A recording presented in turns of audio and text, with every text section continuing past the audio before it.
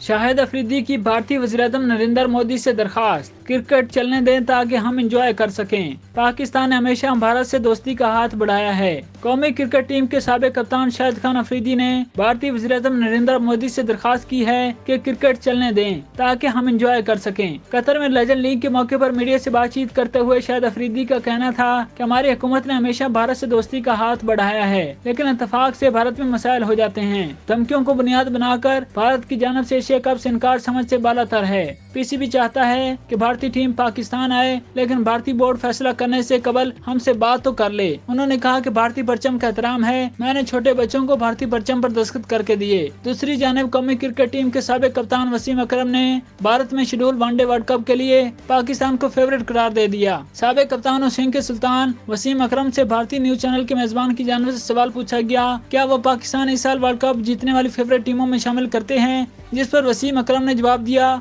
कि बिल्कुल, पाकिस्तान के पास शाहीन अफरीदी जैसे फास्ट बॉलर मौजूद हैं जिन्होंने मुसलसल दूसरी बार अपनी टीम को पीएसएल में टाइटल जितवाया। वो कैरियर के बेहतरीन फॉर्म में हैं। मुझे लगता है वर्ल्ड कप भारत में शेड्यूल है तो मजबूत बॉलिंग अटैक रखने वाली टीम कामयाब होगी, क्योंकि वहाँ की पिचेस बैटर्स के लिए दोस्ताना होंगी। दूसरी जानब इंग्लैंड के साबिक कप्तान और कमेंटेटर माइकल वॉन ने दिफाई चैंपियन इंग्लैंड को ट्रॉफी का बड़ा दावेदार ठहराया है। माइकल वॉन का कहना था कि इंग्लैंड के पास क्वालिटी स्पिन अटैक है, जबकि जोफ्रा आर्चर भी इंजरी से निजात पाकर वापस स्क्वाड का बन गए हैं, जो किसी भी टीम के लिए खतरा बन सकते हैं। इंग्लिश टीम अगर जारहाना अंदाज अपनाती है तो वो मजबूत कुव्वत बन सकती है।